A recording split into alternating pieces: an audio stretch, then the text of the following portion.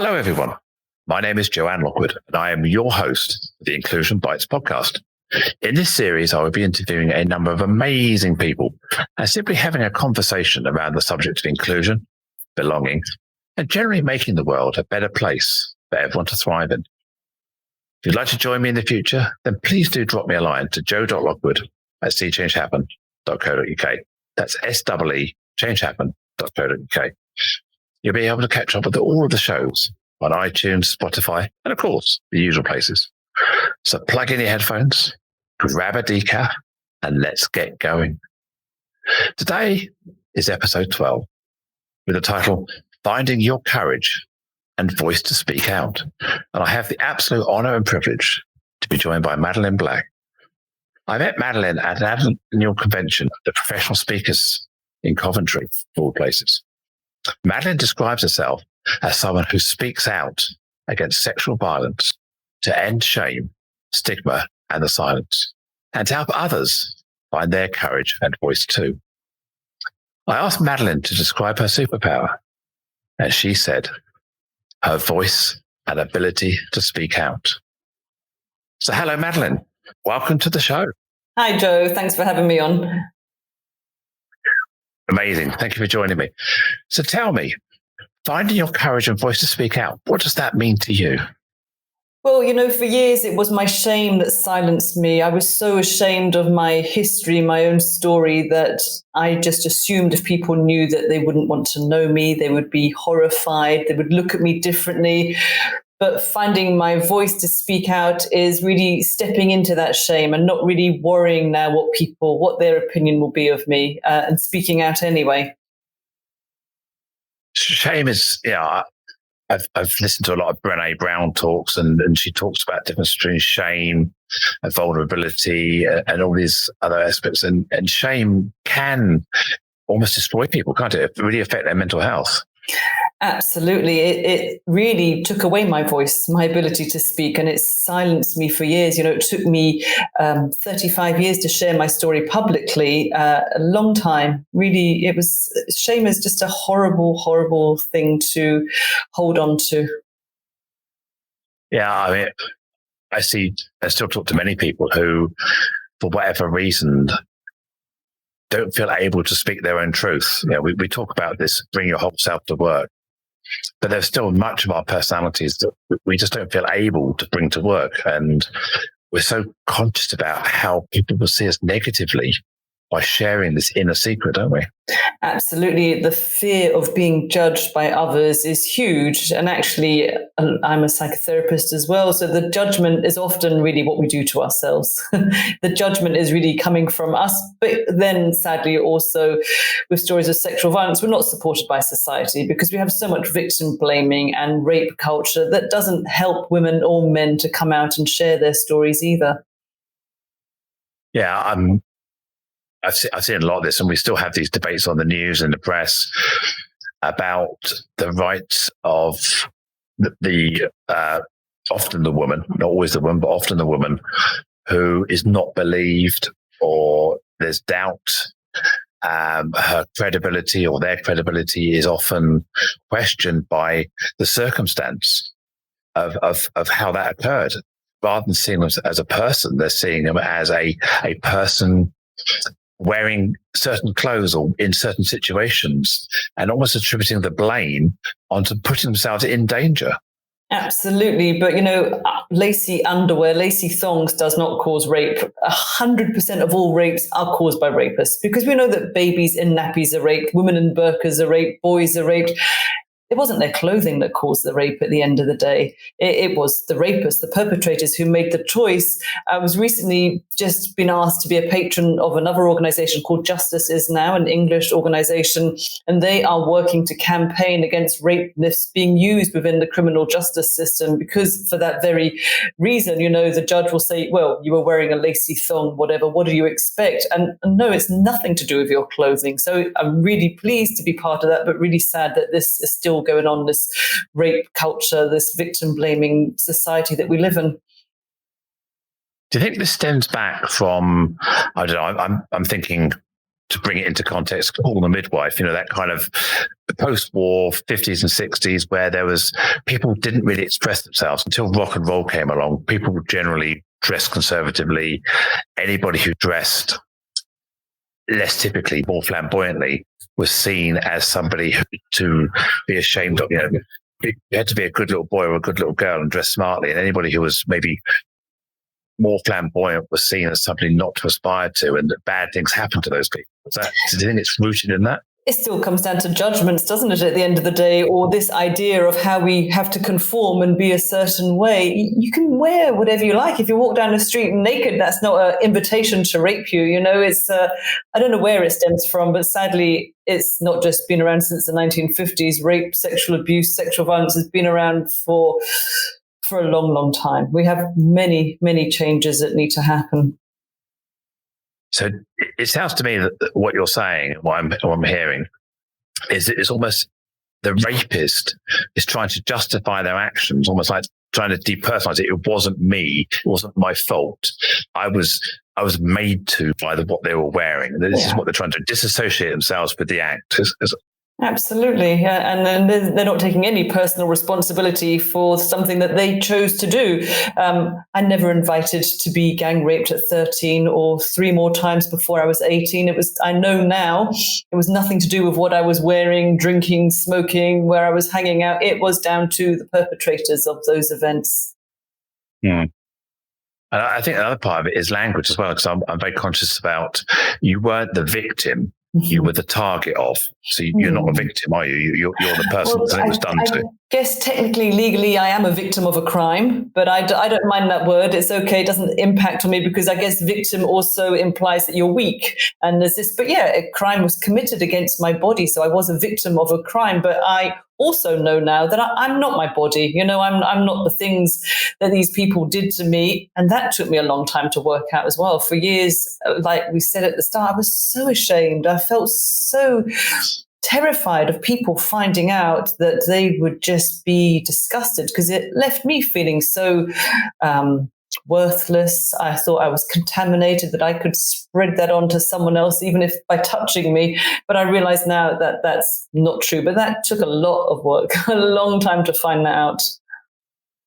But this is a combination of the perpetrator disassociating themselves by pushing the blame, the system itself not supporting you in a respectful way by trying to analyze whether you could have been the cause. Did you invite this by what you're wearing, behaving?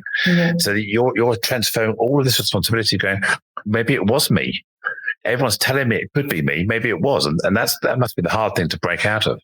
Yeah, and I was also, the first time I was very young, I was only 13. It was, the late 1970s. And I thought, well, we both lied about where we were staying. I had another girlfriend involved in the night, and we'd met boys. We bought alcohol, and we stayed in an empty flat. My friend's mum was away, and we just thought we'd get into trouble. And also, they were very violent, the 2 young men who chose to rape me that night. And they threatened me. They told me that they would kill me if I spoke out. And after some of the things that he had done, I believed them. So that silenced me as well. For years, I was always looking over my shoulder, always worried that they would come back and find me. That must be very frightening, because it's a way of silencing you and taking your power away again, isn't it? Absolutely. And I do believe it holds us back when we can't speak out. It just completely shut me down. And so much so, I guess it's almost like self-harm in a way. I developed anorexia, because what we don't speak about, it's got to come out somehow. It has to come out. I always think what we don't speak about leaks out of us. I developed an eating disorder. I became suicidal. I attempted suicide, was in a children's psychiatric ward. I used drugs and alcohol, really to numb out, to stop thinking and feeling. My family didn't know at the time, and they nicknamed me the Ice Maiden, because I practically stopped speaking as well for about 3 years. So yeah, I shut down. I guess I imploded rather than exploded. And it's still happening in a different sort of way online today, isn't it? I mean, it doesn't have to be physical rape. I mean, okay, rape is rape, and that's very defined. But there are ways one could be abused, stalked, made to feel insecure online. And that's as powerful mental impact as a physical act, isn't it? Yeah, I look at all these female MPs that get the most vile tweets sent out to them just from doing their job every day, you know, wishing them dead, wishing them that they're going to be raped and swearing at them. And they don't deserve that. They're just going in to do their job, whatever political side you believe in. You know, that's they're not there to be a target for all of this hate, this online hate. It is sometimes social media is brilliant, and sometimes it's just a vile place. Oh, for sure. And as soon as you lift the edge of the carpet up and look underneath, there's a big cesspool under it. I was on LinkedIn, I think, the other day, and I think a mutual friend of ours, James McGinty, posted something on LinkedIn about how women, mainly women, are being chatted up or having inappropriate comments made on a LinkedIn or on other professional platforms. And I've seen many of these posts in the past, and when you read the voices of the women and the people who've been the targets, they have a very similar theme. And you don't know how much stalking has gone on before that post. You know, how often that person has gone onto other profiles and said the same things. And the debate was around, should I as a woman, should you as a woman call that out publicly? Should we just I have done. About a year ago, I had so many inappropriate messages sent to me, dick photos, all sorts. It was horrific. And I thought LinkedIn is meant to be a professional platform. Now I deal with it very differently. I had one just the other day who wanted to get to know me better offline, and here's his WhatsApp number. So I told him that to F off, and I told him this is a professional platform. Go and download Tinder and leave me alone. And I just blocked him. But I shared this story, and I had about 5 or 6 different messages, inappropriate messages. And I can't tell you how many women contacted me and how many men as well, good supportive men. And it was viewed about 125,000 times, this post. It was a couple of years ago. And so many people had the same story. And just because it's a professional platform, there's trolls everywhere. There's, you know, chances all over the place. It doesn't make any difference. I naively thought it might have done because it's supposed to be professional, but no, they're everywhere. They are. Yeah. And what surprised me was some of the men playing devil's advocate, they put it. They were playing devil's advocate, saying it was unfair of a woman to publicly name and shame somebody because isn't that reverse harassment? And I said, why is that reverse harassment? You're saying I should have dealt with that privately. I should have kept that secret, our dirty little secret, should I?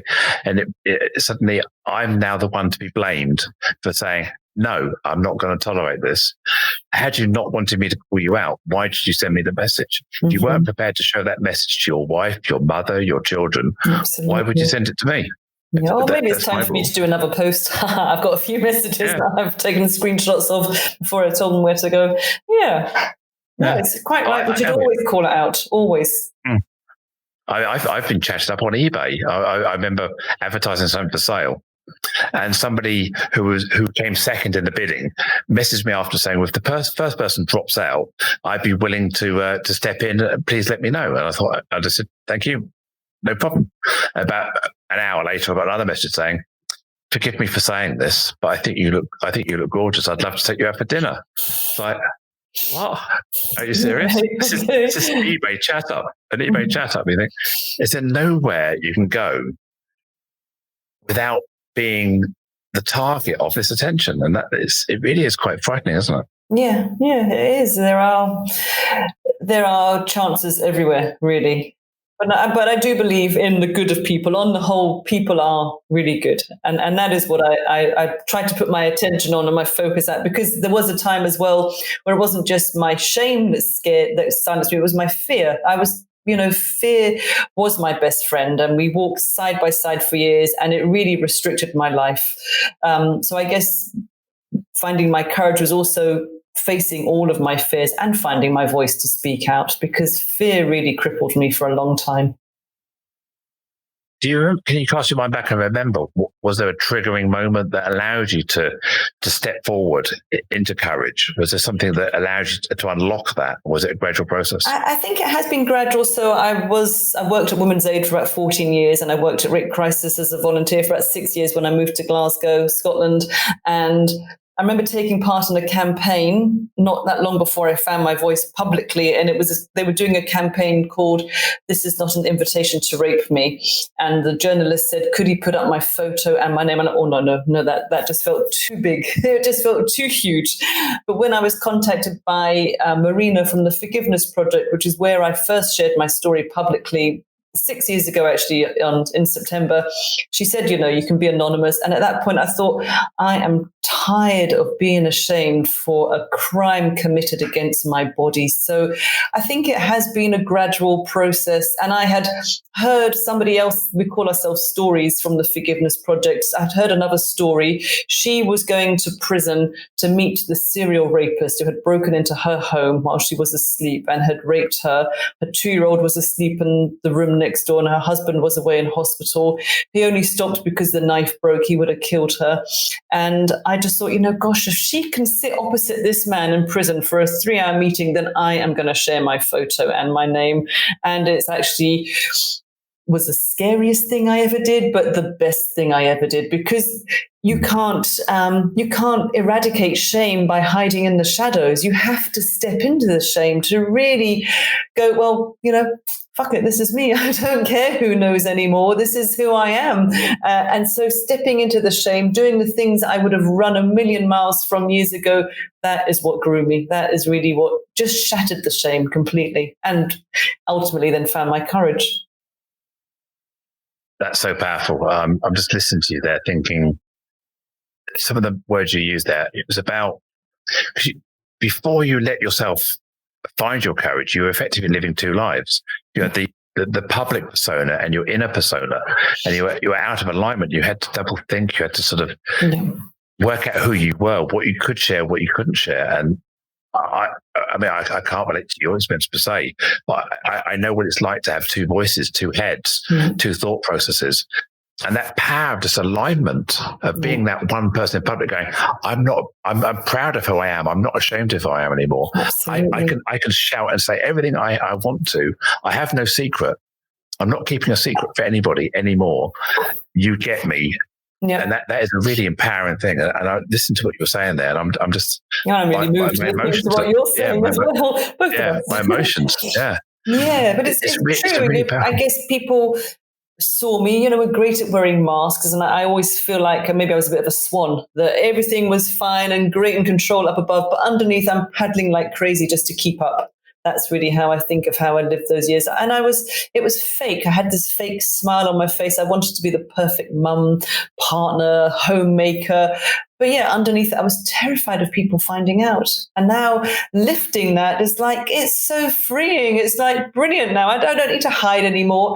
And a lot of my friends, some of them that did know, they didn't know all the details, and they didn't know that it was near fatal. They didn't know the level of violence. So putting that out there it's just like, it just really cuts all the chains that really tied me down and stopped me from growing. It's just, it's much more freeing from this side to really just say, this is me. This is everything that you need to know. Yeah, I'm almost welling up here. This is really powerful. When I talk to people when we talk about in D&I, in corporates, in diversity, inclusion, and belonging, we always talk, one of the powerful ways of doing this is through storytelling.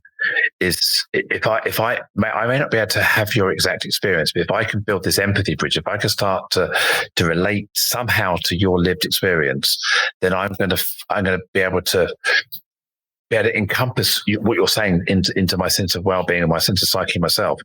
And it's not so I feel sympathy for you, so I feel empathy from you, and I build strength from your strength. And I think by telling your story, and I really am not a fan of the word role model or the term role model, but we have to recognize that people do look to people for inspiration. If they can, I can. Absolutely. If they've made it, I can make it. And that's the relatable experience. I think I'm sure you hate being called brave. It's something. It's a title you're awarded rather than a feeling you necessarily have. Bravery is hindsight. At the time, you're just doing what you do. But yeah, I'm sure you've given a lot of people. You've passed the courage on, if you like.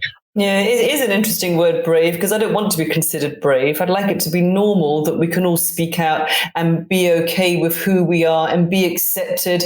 But I realize a lot of that journey was a personal journey. I had to be okay with who I was, and I had to accept myself. And I can't undo what happened to me. But, it's a kind of a paradox, because in some ways it's clearly shaped my life, but in other ways it's not who I am as well. The real essence of who we're all born with, that fire in our belly, whatever we are, whatever our experiences, nothing can change that. And that's what I really believe. But I like you, I do believe in the power of sharing stories. And Marina, who is the founder of the Forgiveness Project, she has this beautiful expression. She doesn't call us storytellers, she calls us story healers.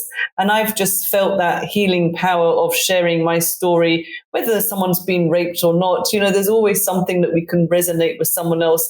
I've just felt it so many times. And that what really inspires me to carry on speaking out. It motivates me just to, not for me anymore, but what it can do for other people now to unlock their own potential, find their own voice and share their stories, speak out. Mm. Do you find sometimes that that your story is you are your story, and sometimes it'd just be nice to be Madeline for a while, just be Madeline, just be recognised as a psychologist or whatever you are, rather than being. Yeah, I describe it. I don't want to be Ivor the engine, Jones the steam anymore, or Joe the trans person. I just want to be Joe the Lockwood, Joe the person, Joe the trainer. I get that, but I realize my story has the power to help other people. So, it really now, when I think back, it doesn't feel like me anymore, that person that I speak about. I've done a ton load of therapy, a ton load of speaking therapies, body therapy. I feel so healed. And in fact, it's actually grown me now. I think there's post-traumatic growth rather than post-traumatic stress disorder. I think I've grown from my experience. So I'm okay with that. It's fine. You can't stop how people see you. They're going to see you however they want to. But as long as I'm okay with who I am, I think now that's taken me to this grand old age to forget that. But that's really all that matters. Yeah. I'm just reading back on your superpower. It's your voice and ability to speak out. So your lived experience has given you this superpower, and through this superpower, your purpose and mission in life, if you like, and it's something you're now rising to and using. I talk about privilege as being something you shouldn't be ashamed of. It's how you wield it, and you're using your privilege of strength and character and wielding that for the good of society.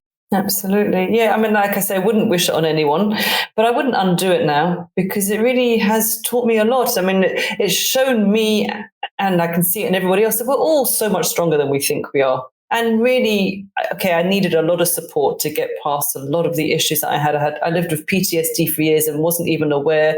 So many fears, phobias, anxieties. But at the end of the day, once I had worked it, I saw that I had a choice, and I could choose to stay in my past, or I could choose to grow from it. And that's what I chose to do. So we all have a choice, and we can get past anything that happens to us. We really can. Mm. So you did a TEDx, if I remember rightly. I did, yeah, Glasgow. That was it. 2,000 people in a big theatre somewhere, was it? Yeah, I don't know if I'll ever be doing that again. It was 2,100 or something like that. So it was one of the most terrifying moments of my life. Even though I had spoken on stages before, it really was pretty intense, because Glasgow, I know now, is one of the top 10 ones in Europe. So it's a really hard one to get into. So I felt really proud that I got into that one. But they weren't sure about my story to start with. And then they were obviously really behind me. But once I walked out onto the stage and I stood on that red dot, I just thought, it's not about me speaking now, it's about who's listening. And that just centers me and grounds me. And it gave me the strength to share my story. And even if I just help one person, I think, well, that's my job done. And straight afterwards, I was contacted by a head teacher who I've now had a lot of contact with, and one young woman in the audience that was with the school party started to cry after she heard me. She got very triggered, and cut a long story short, she had been raped by her uncle 3 years prior. I've now met the young woman, who is extraordinary. She's fabulous. And she said she would never have spoken out, but she saw me standing there with no shame and being proud of her past. And she said it gave her hope.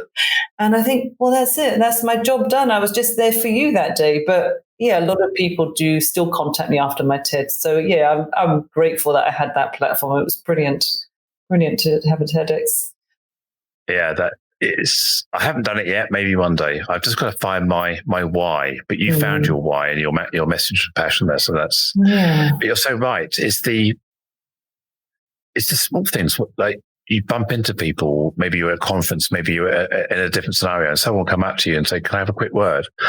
And they say, I saw you this, or I saw that. I watched this, or I saw your YouTube, I heard you speak.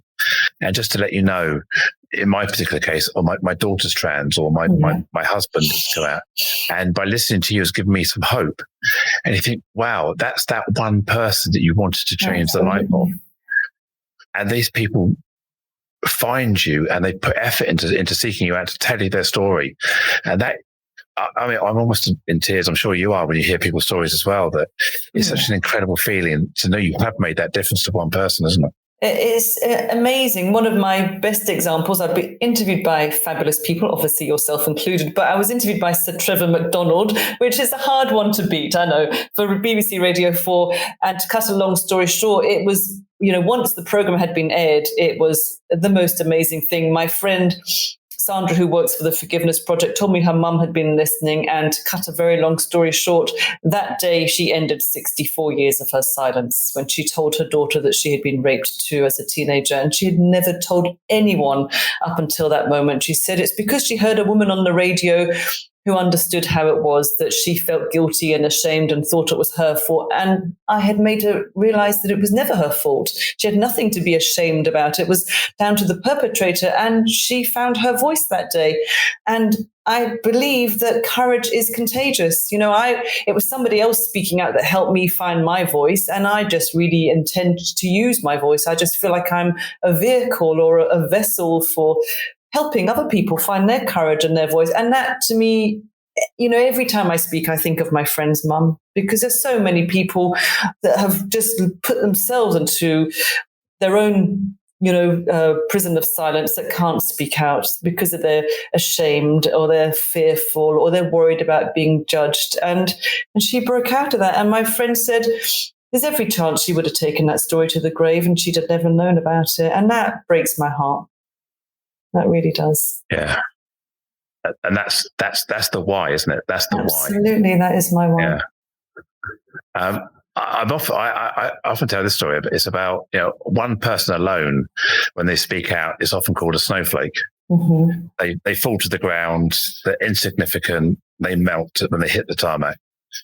But you put 1 billion people with voices together, they become an avalanche.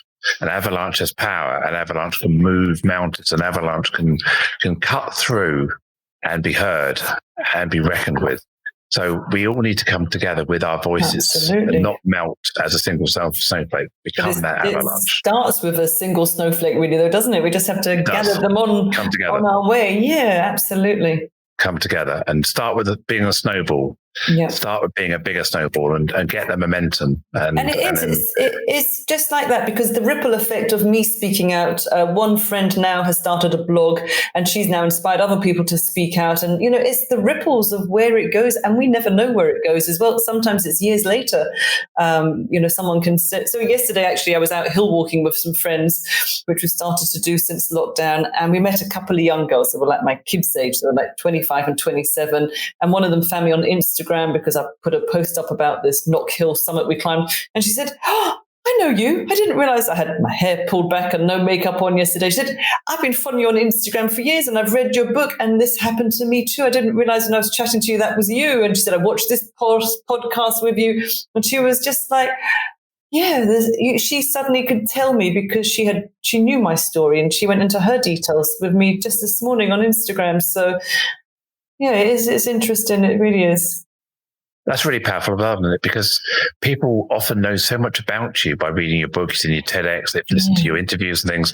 And when you meet people, they've got so much warmth for you because they feel like they know you really well. And it's kind of a strange feeling sometimes that someone knows you that well and you don't know them. Yeah, I'm used to it, but I do obviously write about my husband and my kids in my book, so Stephen gets quite awkward. Oh, Stephen, I want to just give you a big hug. What a guy, and you supported her all this time. And he's like, oh, okay.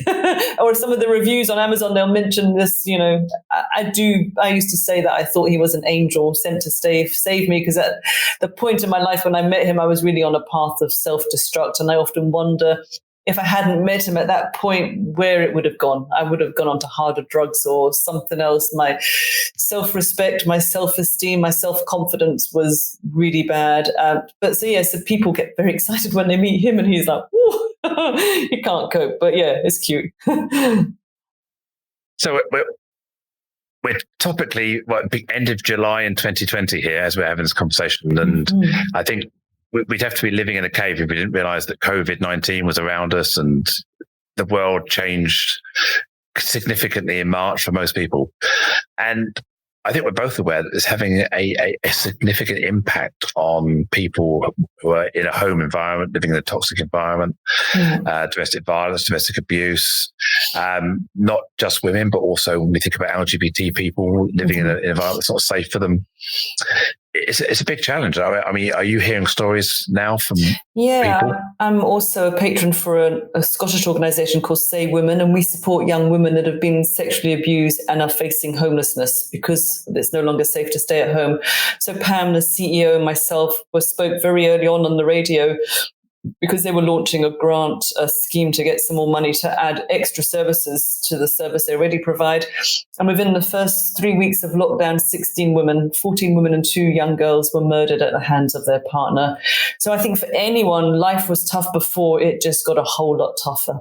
I think when we're out of lockdown completely, I'm in Scotland, so we're kind of a little bit behind England. The calls to the National Abuse Helpline, to rape crisis, the need for refuge is just going to go up. It's just going to be huge. For a lot of people, home is not a safe place. It really isn't. And I'm grateful. I had moaned a bit because I had my house suddenly busy again. I realized I got used to my peace and quiet. I quite liked it. Suddenly had a husband home and 2 kids, but actually now I'm really grateful for this time. It's brilliant. But I have to recognize, we have to see that for home, a lot of people, it's not a good place. It's tough. It's really tough out there. Yeah, and it does worry me sometimes when you listen to the corporate voice, if you like, saying, "Oh, this new way of working is going to be great for our company. We'll have people working from home, working remotely. People love it. We get so much good feedback." But I think when we go back to this inclusion and belonging sort of focus, that sometimes we're not hearing all the voices, or we're not putting those voices into enough context, amplify them to make sure those concerns are listened to and addressed. Yeah, and even simple things. I have a friend who teaches IT, and she said, most of her students don't have access to the Wi-Fi. They're maybe refugees. They don't have a laptop. They don't have, the needs to, do the class at home. She spends all this time preparing lessons, normally have 30 people in person. She might have 1 or 2 that turn up. So it's hard for her and it's really hard for them.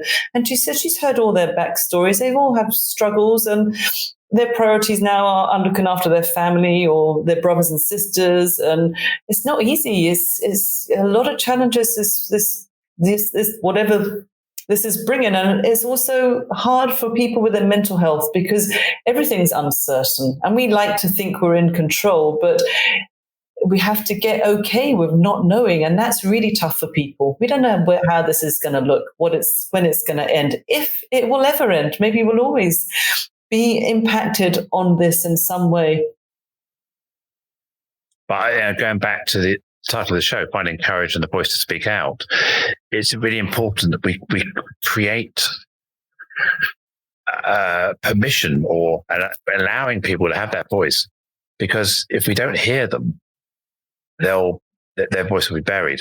And what worries me is because the way the employment market, the way the jobs are at the moment, a lot of people have been made redundant. A lot of businesses are closing. A lot of airlines, entertainment, events, all shutting down. So maybe people are going to put up with more because of they're worried about their job. They're more likely to suffer. Put up with an employer not treating them fairly because they know that there's no job, so that person's going to be loyal. So it does take a lot of privilege and courage to be able to stand up for yourself, knowing full well that could impact your employment status. Absolutely, because I can't imagine right now if you lose your job, it's a good time to find another job. It must be really worrying for people just thinking, well, I'll just put up with it because it's better the devil you know, really, isn't it? So yeah, it's finding a balance, really, isn't it? And the workplace was your source of refuge often, wasn't it? You had allies, support, absolutely, friends. And for kids as well, for a lot of children that were forced to stay at home, that are getting abused or neglected at home, or they only got their one cooked meal when they were at school, it's been tough on children as well. It's a really tough time. Is there an answer? There's no magic wand here. Can you think of anything that employers could start doing? How do they engage with their teams and their staff? I guess that really depends on what the employer is like to start with. If an employer with heart and they care about their employees, then yeah, you're lucked out. If it's someone that just wants you to produce the number crunchers or get the figures up, whatever, and doesn't really care about you, yeah, it depends if there's heart in your organization or not. It's the pulse. It's the corporate values and culture, isn't it? That's the important absolutely. thing. And if those aren't there to start with, then it's going to be tough. It's going to be really tough. Do you think we'll come out of this in a year, 6 months? Are you seeing this as a kind of forever thing now? You know what? I think of like 9/11. I mean, my youngest one is going to be 19 next week. And I said, it used to be a time, Layla, where we never used to take our toiletries in little plastic bags. I used to have a great big carry-on toiletry box filled to the brim of 100, 500 mils, whatever Really? I've always known plastic bags. Could you take bottles? So in some way, I wonder if we'll always have to have our temperature taken if we go to a restaurant, or always have to leave our details, or, there's going to be something that will just become normal, because now you don't even question it. You buy your little bottles, you fill them up, you put them in your plastic bag, you fly, whatever. Not that we're doing much flying at the moment, but I wonder if it's always going to impact on us in some way. But it's a bit surreal at times. It's like living in a science fiction movie. It really is when we look back. I often think it's a bit like it's like the Will Smith movie, isn't it? The zombies and everything. Yes. Except when you look out the window, there are no zombies. No. It's like the same thing, but there's nothing visible to hang this crisis on. It's just this invisible virus. Can't see. But I think it shows. I mean, in the beginning, for me, the environment was intense, and I'm meant to be a motivational speaker, and I really struggled. I thought, I gave up working as a psychotherapist. I'm going to put my energy into speaking. And I did not feel motivated at all. I was really struggling. And I think that collective energy was hard as well, because I think I had my own stuff. And then you feed into the collective fear out there in the community and collective anxieties. And I had a lot of people messaging me about their anxieties, people with unprocessed trauma that was getting triggered and new memories resurfacing. But I think now, don't know if I speak just for me, but I feel like we've got used to it now, and we're adapting, and we've got used to this change. Not saying that we like it, but it just shows you that we are adaptable. And yes, that was the initial trauma when it first came in, but we have grown into it and we're getting used to it. Doesn't mean that I particularly like online working, I have to be honest. I much prefer a live audience and people, but it has its points as well. I can wear my tracky bottoms and my slippers and nobody needs to know. Just pop down from my room upstairs. It's, it has advantages as well, but I think it might impact on us for a long time to come. I think you're right. Definitely think you're right. And I think just the change of attitude we're now having towards interactions with each other. We're now, our default position is almost of mistrust for people around us, rather than where we were before maybe trusting or not even considering our personal space. What do you mean by that, by mistrust? Well, there's this whole, if someone's not wearing a mask, Okay, we're worried yes. about them. If someone's invading our personal space, we're now thinking, well, I've got elderly parents. If I mix with people, if I get on a train, am I worried about my surfaces? Am I worried about things around me? So we're kind of starting to mistrust and feel insecure.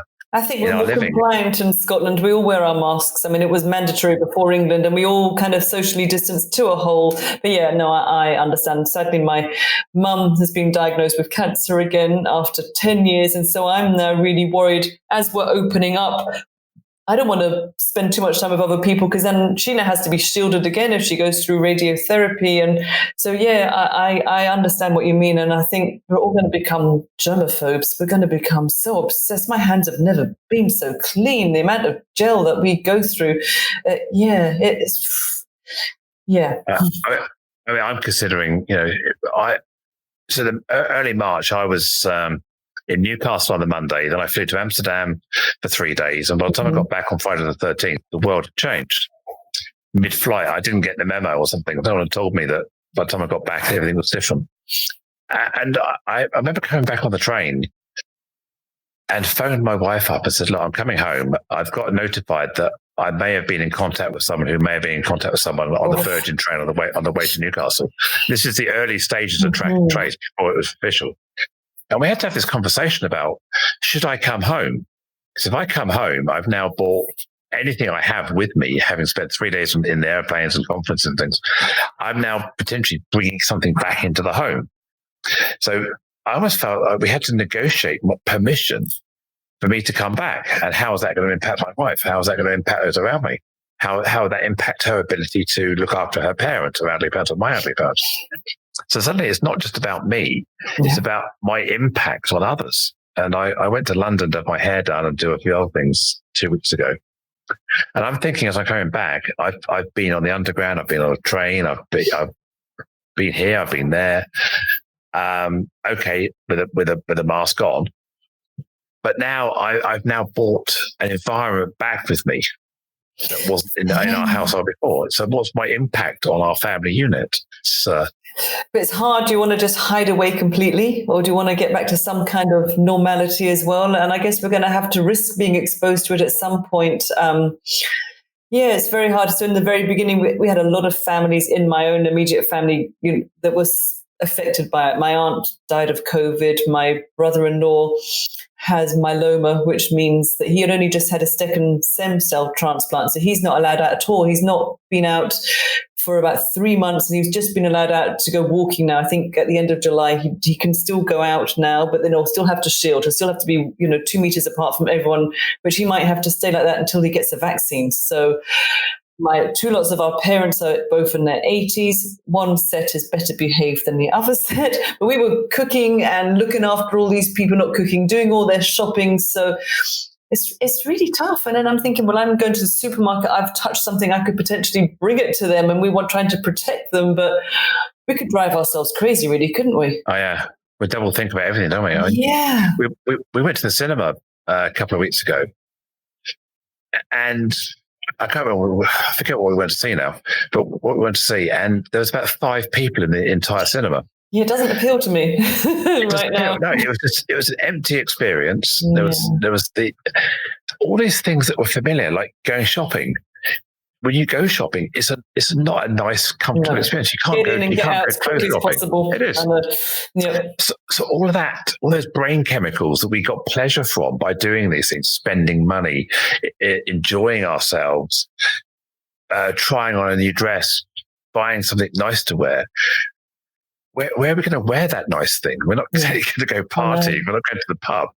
So you go to the shop. I was holding this dress up thinking, I love this dress. I thought, I'm never going to wear it. Not this year. There's no point in buying it. Tracky bottoms and some slippers would be nice. Elasticated waist. Well, my first trip out was to Tissot, which is an outdoor shop, and I bought some walking boots. That was really exciting, and some waterproof trousers, because I'm doing more hill walking and walking outside than ever before. But it was so exciting to go and buy something, and I needed a new rucksack, and I got some plasters for my blisters. And I was like, yeah, this is really exciting to go. That was the first time I'd been in a shop for about 4 months other than a supermarket or a pharmacy and spent some money. But yeah, to go shopping there doesn't really appeal to me. But it was like, quick in, try my boots on and then get out as quickly as possible. Yeah, I'm spending most of my money these days on gadgets and technical and remote speaking stuff and podcasting and mics and things. That's my fix because I'm actually using them and I'm buying lots of tops and no bottoms because you know, as you say, just trackies and stretchy pants are fine at the moment, aren't they? Oh no, slippers. Every time you stand up, you think, "Oops, sorry, I just hide away from the camera, just shuffle away." So you wrote your book. I mean, was that before or after the TEDx? That was a little while ago now. So Unbroken has been out since April 2017. So I wrote it like a year or two before, but the publishing process takes a while. So I was very lucky. Just before lockdown, it had been recorded. So it's now available on Audible. And in January next year, 2021, I'm going to be translated into Italian. So it's amazing because it's like 3.5 years old, but nearly 4 years old, and that I can still get all these other options, you know, to happen. But yeah, and sadly, my story is not uncommon. It's a story of many, many people. And it's, I guess, the kind of book that will never go out of fashion because every day somewhere on our planet, a man, a woman, a child will be raped or abused. That's a heavy sentence to hang on, isn't it? Yeah. It is, but sadly, it's the truth. So, yeah. So what's your optimistic view of the future? How's the world going to change for the better, or are you still pessimistic about the future? Well, you know what? I never really intended to be a speaker. I always call myself an accidental speaker, but I realize, that my voice really is my power that will help other people. And I've always just gone with the flow. I did have a tantrum about remote speaking in the beginning, I have to be honest, but I've now delivered a couple of keynotes at some online network events or conferences, and it was okay. It was actually really good. It wasn't as bad as I thought. So there is that future, but I'm still very happy to just go with the flow and just see what comes to me. I've been lucky. I choose to speak. I don't need to speak to support myself. I have another source of income. I look after some properties for my mum, so that I'm fine, secure financially from that point of view, but I speak because it comes from my heart. And so I will always find a way to speak out, share my story to help other people find their voice and their courage. Fantastic. So how can people get hold of you if they want to make contact? What's the best way for them to find you? Well, I have a website, madelineblack.co.uk, and I am on all the social media platforms. Apart from TikTok, I can't really get into TikTok. No, I've not sussed that one out. Or Twitch, I haven't sussed either of those two out. I don't even know what that is. Awesome. So, I mean, I'm sure to everyone who's listening today that there's so much there to take inspiration from, to take courage from as well. So a huge thank you for your time today, for sharing your story again, and also to the listener out there who's tuned in and got this far. Thank you very much. I'd ask you to keep subscribing to this podcast and to future episodes of the Inclusion Bites podcast. That's BITES. Tell your friends and colleagues, because I'm sure they would love to share this story as well. And I have a number of other exciting guests. You think Madeline's powerful. I mean, I've got some other powerful storytellers and speakers lined up as well that you'll definitely be inspired by over the next few weeks and months. And if you are one of those people that has a story and would like to be a guest and to share with the listeners, then please let me know. And as usual, I'd welcome your feedback and suggestions to joe.lockwood@cjandchapman.co.uk. So how we can improve the show or other topics we can cover. So my name is Joanne Lockwood. It's been an absolute pleasure to be your host for this podcast today. Catch you next time. Bye.